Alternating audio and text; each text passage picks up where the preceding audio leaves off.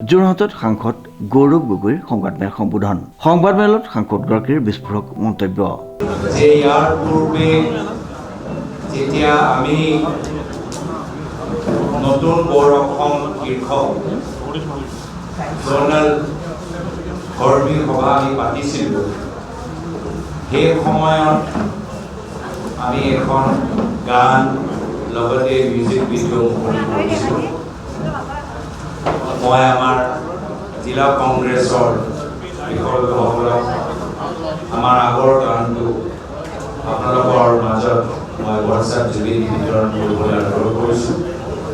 আৰু এতিয়া আমি সময় পৰিৱৰ্তনৰ যাত্ৰাৰ মাজত নতুন গান আৰু মিউজিক ভিডিঅ' আমি মুকলি কৰিছোঁ।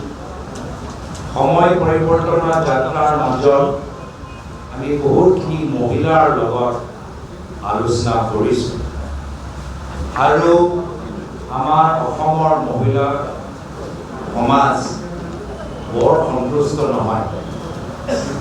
আজি তেওঁলোকক এইখন চৰকাৰে এটা পিঞ্জৰাৰ মাজত আবদ্ধ কৰি ৰাখি থৈছে।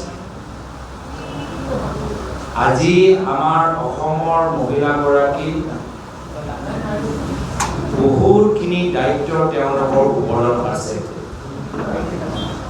ঘৰখন চম্ভালিবলগীয়া আছে, ঘৰখন চাফ চিকুণ কৰিবলগীয়া আছে, ল'ৰা ছোৱালী স্কুললৈ থ'বলগীয়া আছে, ঘৰৰ ভাত পানী ৰান্ধিবলগীয়া আছে, দৰৱ কিনিবলগীয়া আছে, বজাৰৰ পৰা সামগ্ৰী কিনিবলগীয়া আছে, পথাৰৰ কাম কৰিবলগীয়া আছে, বাগানৰ কাম কৰিবলগীয়া আছে, হাজিৰা কৰিবলগীয়া আছে, আৰু চাৰিওফালে দুই চাই কাম। এনেকুৱা সময়ত য'ত সময় অভাৱ, একে সময়ত এগৰাকী মহিলাই ঢেৰ কাম কৰিব লাগে, বৰ্তমানৰ বিজেপি চৰকাৰ আঁচনি নামত আৰু এটা দায়িত্ব বোজা অসমৰ মহিলাৰ ওপৰত জাপি দিছে। সেয়া হ'ল কি, যদি আঁচনি লাগে এই গোটেইবোৰ কাম যিখিনি মই উল্লেখ কৰিলোঁ, মহিলাসকলৰ যি দায়িত্ব, ঘৰৰ প্ৰতি যি দায়িত্ব, ল'ৰা ছোৱালীৰ প্ৰতি যি দায়িত্ব, হাজিৰাৰ কামৰ প্ৰতি যি দায়িত্ব, গোটেইখিনি পাহৰি যাব লাগিব বিজেপি সভালৈ। তেতিয়াহে মই আঁচনি সুবিধা পাম। গোটেই দেওবাৰটো নষ্ট কৰিব লাগিব, তেতিয়াহে মই আঁচনি সুবিধা পাম। দেওবাৰে দেওবাৰে আমাৰ মহিলাবোৰ আইসকল ল'ৰা ছোৱালীৰ পঢ়া শুনা কেনেদৰে হৈছে, যদি কোনোবা বেমাৰ তাৰ বাবে হস্পিটেললৈ লৈ যাব লাগে, টেষ্ট কৰাব লাগে, দৰৱ কিনিব লাগে, কিন্তু এই সময়ত বিজেপিয়ে তেওঁলোকৰ ওপৰত হেঁচা দিয়ে কি যদি আঁচনি লাগে আমাৰ সভালৈ আহক।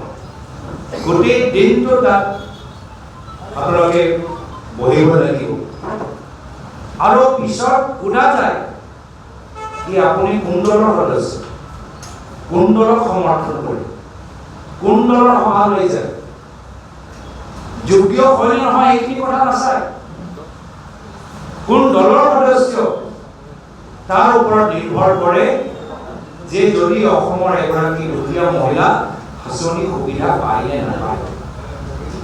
কিমান লজ্জাজনক কথা যে অসমৰ অসমৰ মহিলাসকলৰ ওপৰত এনেদৰে বিজেপি চৰকাৰে আঁচনি নামত তেওঁলোকৰ ওপৰত দমন কৰিবলৈ বিচাৰিছে। ইয়াৰ আগতেও আঁচনি আছে, মামনি, মাজনী, বাইদেউ, নবৌ, কল্পতৰু আঁচনি আছিল কংগ্ৰেছ চৰকাৰ দিনত। কম্পিউটাৰ, লেপটপ, প্ৰতিটো বছৰ মেট্ৰিক পৰীক্ষাত ফাৰ্ষ্ট ডিভিজন পোৱা ল'ৰা ছোৱালীবোৰক দিয়া গৈছে। তেতিয়া কাকো সোধা যোৱা নাছিল যে আপোনালোকে বিজেপি সমৰ্থক নে কংগ্ৰেছ সমৰ্থক। আঁচনি যোগ্য, তেতিয়া আঁচনিৰ সুবিধা পাবই। কিন্তু আজিৰ তাৰিখত বাৰম্বাৰ অসমৰ মহিলাসকল আঁচনি সুবিধা ল'বলৈ গ'লে প্ৰমাণ দিব লাগিব। বিভিন্ন শৰ্ত তেওঁৰ ওপৰত আছে, এই শৰ্তবোৰ পূৰণ কৰিব লাগিব। দেওবাৰ যাব লাগিব, ফটো দেখাব লাগিব, এটেণ্ডেঞ্চ মাৰিব লাগিব। আৰু এতিয়া চৰকাৰে কয় যে তেওঁ মহিলাৰ বাবে চিন্তা কৰে। যদি মহিলাৰ বাবে ইমান চিন্তা কৰে, এতিয়া মহিলাবোৰক তেওঁ যে মূল্যৱান সময়, এই সময়টো তেওঁ নিজৰ সুবিধা মতে ব্যৱহাৰ কৰিবলৈ দিয়ক।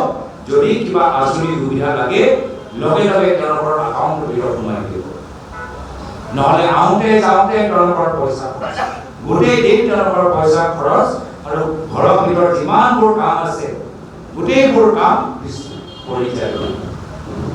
তো সেইকাৰণে আজি আমি দিনৰ বিভিন্ন সভাত আমি কৈ আছোঁ যে এই যে পিঞ্জৰা আঁচনিৰ পিঞ্জৰা যে মুখ্যমন্ত্ৰী আমাৰ অসমৰ আইসকলৰ ওপৰত বান্ধি ৰাখি থৈছে, এই পিঞ্জৰা আমি ভাঙি চুৰমাৰ কৰিবলৈ বিচাৰোঁ। অসমৰ মহিলা, অসমৰ স্বাভিমানী মহিলাৰ ওপৰত কোনো ধৰণৰ আঁচনি নামৰ পিঞ্জৰা আমি সহ্য নকৰোঁ। পৰৱৰ্তী দিনত ভাঙি চুৰমাৰ কৰি যি যোগ্য মহিলা বিনা চৰ্ত তেওঁলোকে আঁচনি সুবিধা, কোনো দলৰ সভালৈ আহিব নালাগে, কোনো দলৰ চৰ্ত দেখাব নালাগে, কোন দলৰ সদস্য দেখাব নালাগে, কোন দলৰ সভালৈ যায় নাযায়, সমৰ্থক হয় নে নহয়, কোনো চৰ্ত নথকাকৈ আনকণ্ডিশ্যনেল, জিৰ' চৰ্ত, শূন্য চৰ্ত আঁচনিবোৰ আমি আগন্তুক দিনত মুকলি কৰিম। আমি কোনো ধৰণৰ বাধা আৰু চৰ্ত আমি অসমৰ মহিলাৰ ওপৰত আমি ৰাখিবলৈ বিচৰা নাই। অসমৰ মহিলা আজি কৈছে, আমাক কৈছে যে আজি তাৰিখত দিনে দিনে অপৰাধ বৃদ্ধি পাইছে। হিমন্ত বিশ্ব শৰ্মা ডাঙৰীয়া যে গাঁৱৰ চুকে কোণে যে মদৰ দোকান খুলিছে, চাৰিওফালে যে ড্ৰাগছৰ বেহা বাঢ়ি গৈছে, তাৰ বাবে গাঁৱে চুকে কোণে অপৰাধ। মদ খোৱাৰ পিছত ঘৰৰ ভিতৰত মাৰপিট, ল'ৰাবোৰ অত্যাচাৰ। কিন্তু যেতিয়া অসমৰ মহিলা আৰক্ষীৰ ওচৰলৈ যায়, পুলিচ থানাত যায়, ন্যায় নাপায়। দুৰ্ভাগ্যজনক কথা, আজি তাৰিখত অসম আৰক্ষী অসমৰ আইসকলৰ ওপৰত যেতিয়া নিৰ্যাতন হয়, তেওঁলোকৰ সহায় নকৰে। মহিলাৰ আৰক্ষীৰ অভাৱ, মহিলা থানাৰ অভাৱ, যাৰ ফলত আমাৰ মহিলাৰ ওপৰত অন্যায় পিছত যেতিয়া থানালৈ যায় আৰু তেওঁলোকক কোনো গুৰুত্ব নিদিয়ে, আকৌ তেওঁলোকৰ ওপৰত অন্যায় হয়, দুগুণ অন্যায় হয়। শ্ৰীমন্ত মাধৱ বৰুৱাৰ ৰিপৰ্ট, নিউজ নাও।